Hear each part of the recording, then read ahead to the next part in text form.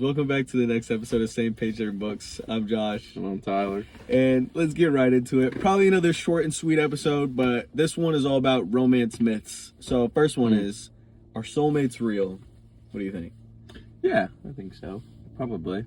Now, whether your soulmate is in the form of a lover, I don't know if that's always necessarily true, but I think like friends can be soulmates, you know, random people you meet can be soulmates, that type of thing.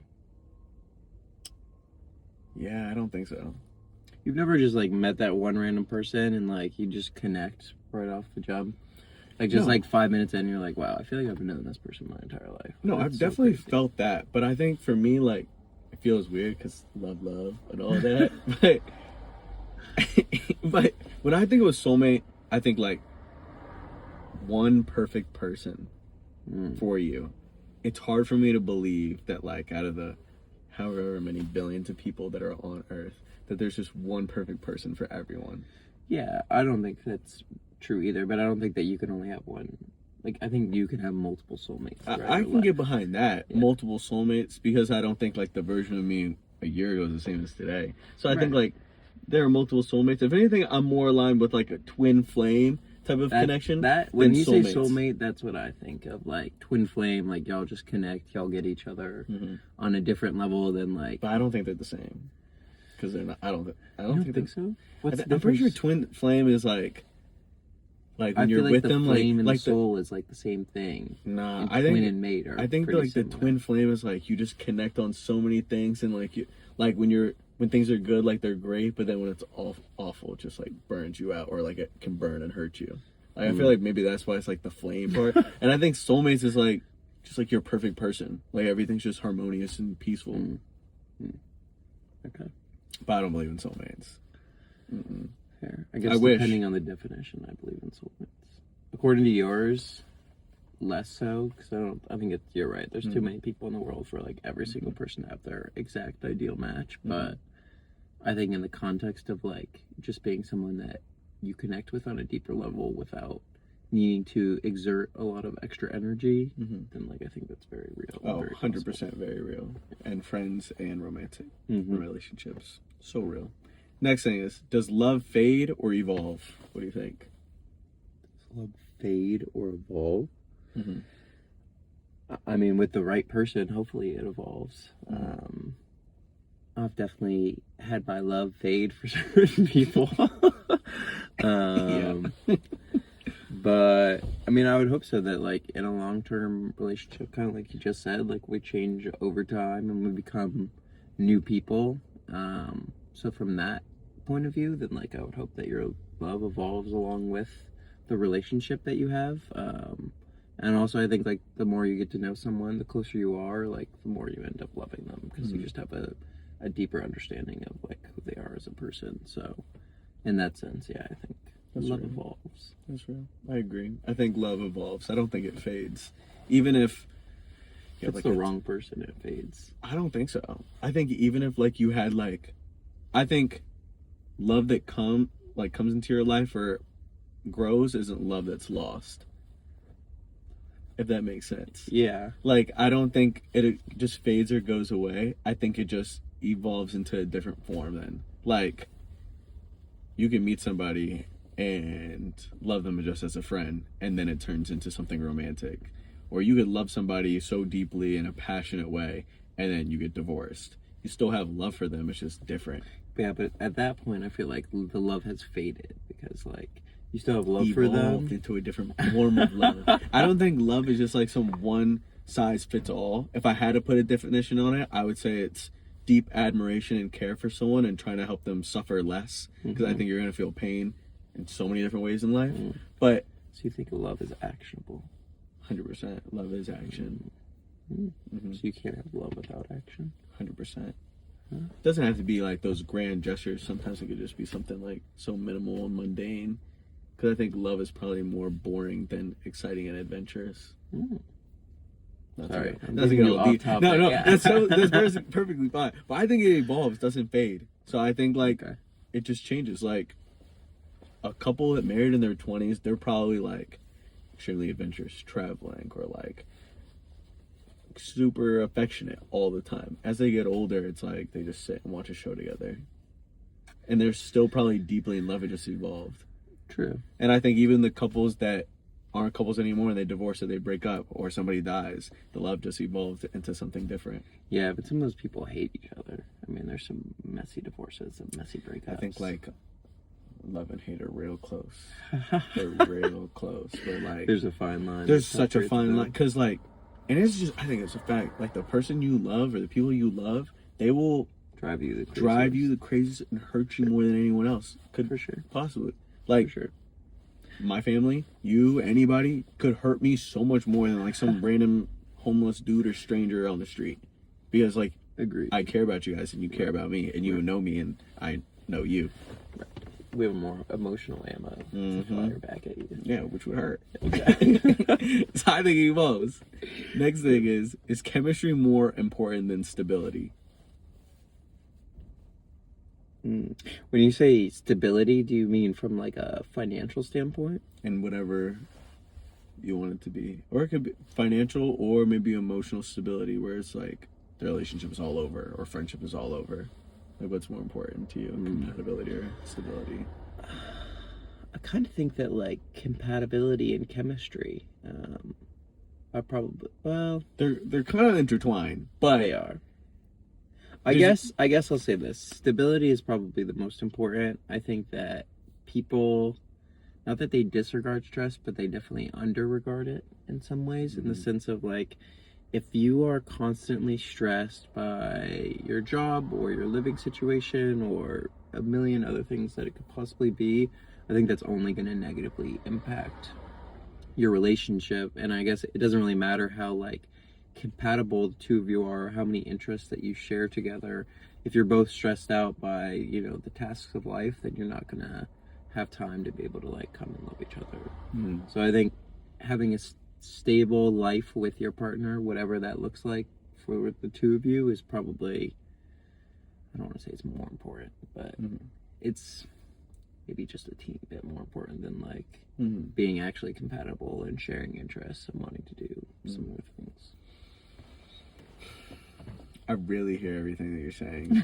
And honestly, a lot of the books that I've been reading and a lot of like all that internal work that I've been doing, if anything, it makes me want to say stability. But I know myself and I can't fight my instincts. I think compatibility is more important. I think I would rather, like, I'm not saying that like one works without the other. You need both in order for the relationship or friendship to work. But based on my actions, and I think based off my own wants, I think I'd probably want compatibility more. Like I would prefer like the highs that we have are like so extreme and so great that like we be homeless and still have a great time together, or we be millionaires and still have a great time together, and we just get along and like we just get each other, we trust each other, we love each other, care for each other. I value that more over stability, in the sense of like, oh, I don't know how she's gonna act because of this, or like, oh, I don't know how my boy's gonna respond in this way because this just happened with him. Like I feel like if you know the person you're with, like people are like animals of patterns, so you'll know like, okay, if this happens they're gonna respond like this, I can work with this, or I can work around that. So like obviously both are important, but I think compatibility just hits different for me.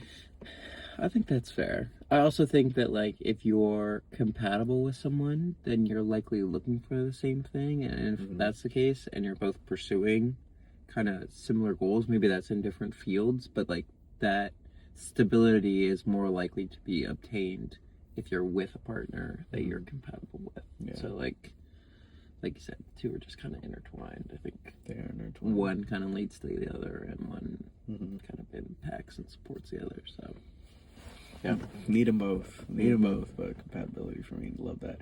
And then next one and last one. Funny that this pops up. Should you text good morning, good night every day, or is that too much?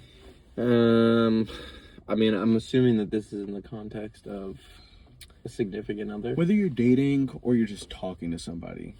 Obviously, you're not gonna do that for your boys or like your girlfriends, and if you are, like, that's fine if that's what I like, but we don't do that. But like, for like your person or the person that you want to be your person or you're getting to know, what do you think? I mean, I don't think that it's necessary. I think that it happens a lot in the sense of like, if this is my person, this is who I'm going to be talking to most of the time and like throughout the day, which depending on the day might not be a lot. But regardless, like if this is the person that I text most and I'm texting them first thing in the morning or like when I've woken up, then like I'm probably going to start out that conversation with a good morning text. But I also don't think that it's like necessary to get a good morning text or to send one out. I'm sure it's nice, and I'm sure some people need that, and there's different degrees of how much people appreciate that. So I think if somebody is like, I need this, I want this, then like obviously you go and do it. But I think in general it's not necessary. Yeah, that's what it is.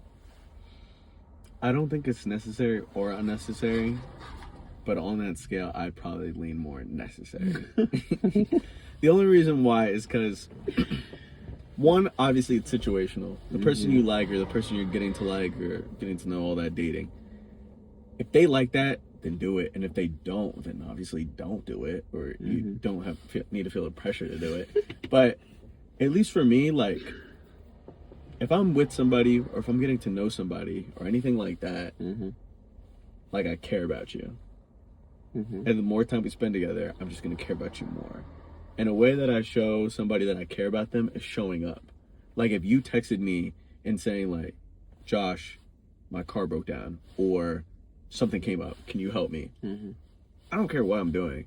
I'm probably going to show up. Unless something like crazy is happening. Like, I'm going to show up. And I feel like texting somebody that like good morning text or like, even if it's not even a good morning text and it's like a reminder, like, can't wait to see you later today, and you had plans. I feel like shows them that you care about them, you're thinking about them, and who doesn't want to be thought of? True. So I feel like, for sure, it's not unnecessary. I think it only shows like positives. I do like in pros and all these great things for your relationship or like what you're building towards, but I do see like where it can be unnecessary if they're not appreciating it, or like you're just texting and they don't respond, or like nothing really changes from it. Like you would hope that they're appreciative of those actions, because that's not bare minimum. I think that's like extra, like an extra type of treatment. Because if you're not doing it, why should I have to? But like if I know it's gonna make you feel good and something that you're gonna appreciate, either or, then I'm gonna do it. Fair. Yeah, that's fair. I think I have two extra thoughts on this that are more personal anecdotes than anything else. The first being that because I typically sleep in longer than most of the people that I talk to, it makes sense for me to be the one to send out a good morning message, because then it's more like a, hey, I'm awake now, like we can talk, you know? And my second thought was that like typically like I want to be in person with the person that I'm talking to, 100%. significant other. So like at that point, I'm just gonna tell you good morning. Like I'm not gonna send you. But you'd rather just say that in person, right? Yeah. Fair enough. Especially if it's my person. Like if it's my person, I want to be with them. And I want to 100% wake up in the morning with them.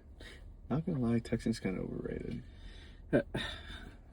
I mean, I'm not one to talk. You're not. But texting's over. I like it. It's quick communication. If you're not gonna respond back, might as well send you a letter if you're gonna take that long. But I'd rather we meet in person. I think the point of texting is quick to get to the point of when we can see each other. I agree. Like for everyone. Like if I'm texting somebody, like my great uncle, but like my great uncle, like texted him the other day. It was literally, I think he maybe wanted to talk, but like I'd rather we just text real quick so then we can get to the point. Okay, this is when I'm gonna show up, so then we can chop it up. Or like when I text you, oh, are you free at this time so we can record and kick it? Bet. I don't want to just like, hey, what's going on, bro? We can do that in person. I don't want to do that over text. Yeah, I don't feel like we do. I feel like it's like, hey, we're gonna meet this day at this time. And it's like, all right, I'll see you then. And if I really want to talk and it's like clear we can't do it in person, FaceTime. Yeah, FaceTime's a superior way to call. I don't mess with regular calling. I kind FaceTime of calls. hate FaceTime. FaceTime calls hit. They're just better. Why don't you like it? I think, I don't know, I have this like weird thing with any type of phone call, whether it's on the phone or like on FaceTime, where I just don't know how to end it, and it'll like get to a point where like I have nothing else that I want to say, and I want the conversation to end, and I just sit there like I don't know what You to say do I have to go. Yeah, but usually I don't. Usually it's not like I have to go You just say it. You just say it. I love FaceTime calls because regular calls are so boring.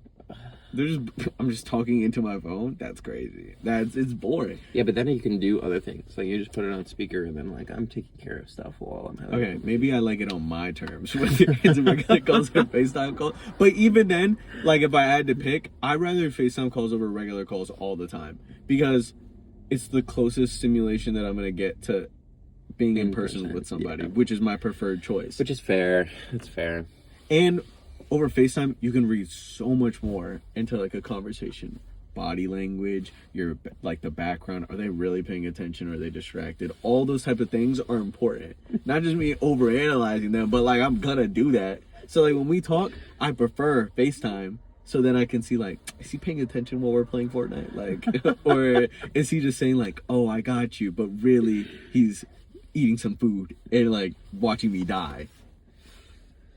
So I think all these things are important, and I want to see people's faces. I agree with that. I can understand where you're coming from. I think maybe I'm just like not a phone call person. I mean, preference in person, general. but I get it. Yeah. That's fair. Anyways, thanks for listening to us about all this random stuff. Promise the next episode won't be so serious, but we keep saying that. But see you guys later. Peace, love.